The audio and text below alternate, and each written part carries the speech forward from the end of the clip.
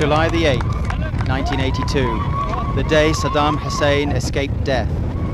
His convoy drove into the town of Dujail, north of Baghdad.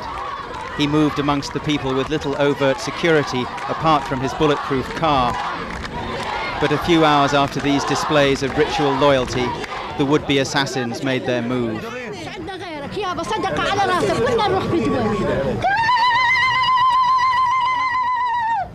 These pictures were taken by Saddam's own cameraman. A few were shown on Iraqi TV news at the time, but most lay in an archive, never broadcast until today. They show, for the first time, the events which started to unfold in Dujail that July, which would end with hundreds dead and thousands destitute.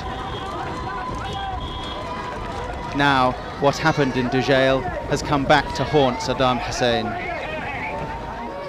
Saddam liked to visit people's houses and be seen with their children. It softened the harsh image he'd created in 3 years of power. Yet, even in a family home, he refused water, fearing poison.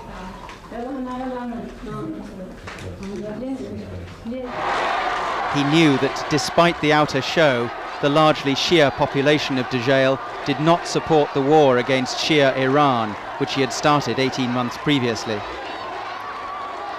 The crowd gathered round the Ba'ath Party headquarters. Individuals tried to outdo each other to prove their loyalty. They knew local Ba'ath Party officials would note who had failed to perform.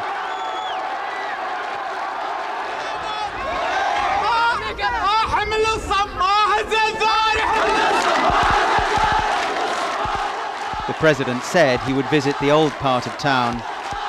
But before that, he praised the sons of Dujail fighting on the front against Iran. ما راح أسألكم عن معنوياتكم بالحرب لأنه بالنسبة لي أهل الدجيل معروفين بذراعهم معروفين بالكون. It was after this speech that militants of the banned Shia Dawa party struck. Today, they're seen as heroes and martyrs. Their families say they were holy warriors who tried to deliver Iraq from the evils of Saddam Hussein. Amongst them was Karim Qasem Ja'far. My brother Karim fought a jihad against Ba'athism in the best possible way and was martyred in the operation against the damned Saddam Hussein. When Karim and his group heard about Saddam coming, they wanted to kill him, but fate prevented it. Saddam headed out of town through the date palms, where Karim and the Dawa militants were hiding. It's not on camera, but they opened fire on his convoy. Everyone in Dujail remembers that day. When we heard gunshots, we started asking those who were coming back to town what had happened. But they'd cut off the roads and weren't allowing anyone to come or to go. Some people said the firing was in celebration of the president, but other people said no, the president has been shot. This footage, never before broadcast, shows Saddam's reaction to the attempt on his life. Now much more closely guarded, he headed back into town. He was determined to give the impression that it was just a minor incident, it wouldn't deter him. Women threw sweets, a desperate attempt to pledge allegiance. Everyone knew what might happen to them now.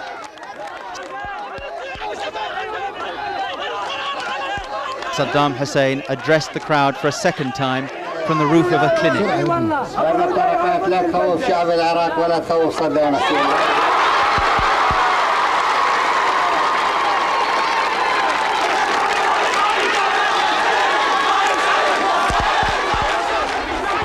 الولد يقضبوهم وراح نسألهم راح نشوفهم وموجود واحد منهم.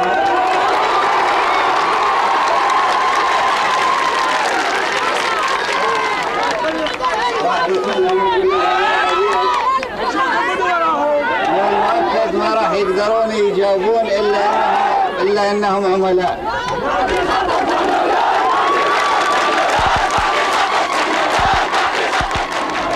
على عدد الأصابع ما يطلعون أكثر من 2 3 4 5 10 لكن يظلون أبناء الدجيل 39,000 نسمة. هذول كلهم مخلصين وكلهم مع الثورة وكلهم مع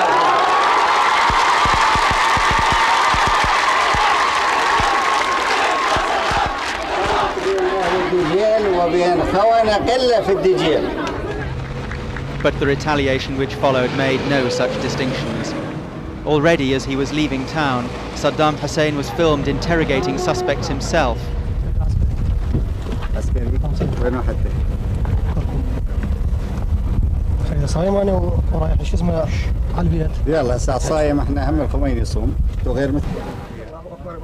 Even those in the Ba'ath Party militia, the Popular Army, were not above suspicion.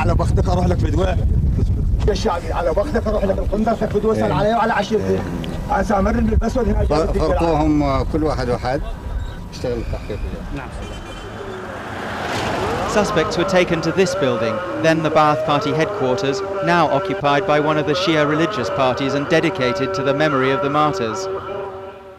Karim Ja'afar, the militant, was among the first to be killed. His body was brought here.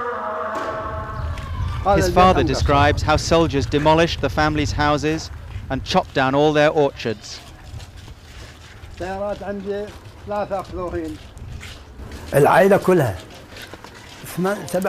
took the whole family, 7 girls and their mother and me, my brother and his wife, maybe 7 or 8 from his family, and my cousin, 150 of us all together.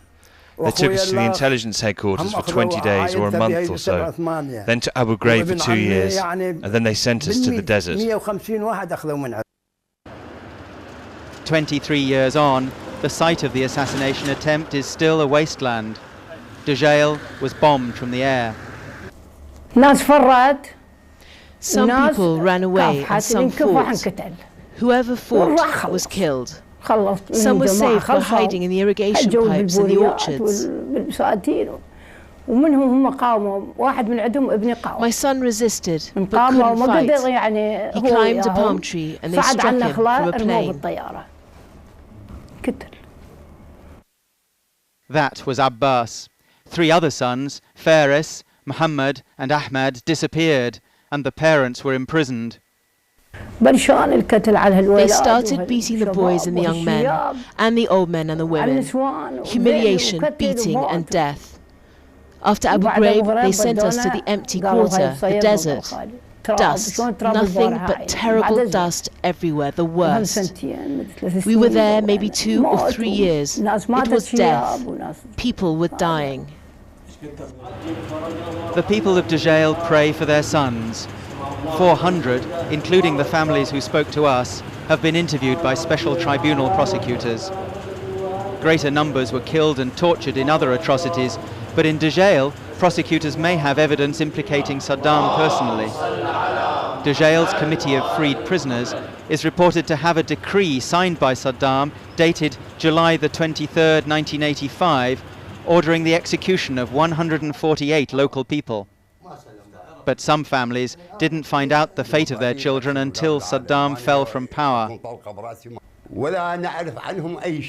We heard nothing about them until the fall of the regime, when we finally found out for sure that they'd been executed. Before, we were never really certain. Later, when I realized that all 4 of my sons were dead, I collapsed. I had a brain hemorrhage. The Special Tribunal has released mute pictures of Saddam Hussein being interrogated by the presiding judge about Dujail. His defense team say this will be a show trial. They say they haven't even been told the charges against the former president. Iraqi officials have suggested that if convicted of the mass killing of 143 people in Dujail, he may be swiftly executed without waiting for trials on other better-known atrocities like the gassing of the Kurds. As he visited the mosque in Dujail that day, he can never have imagined it would come to this. He cheated death then, but nearly a quarter of a century on, the events set in train by that botched assassination attempt could yet seal the fate of Saddam Hussein.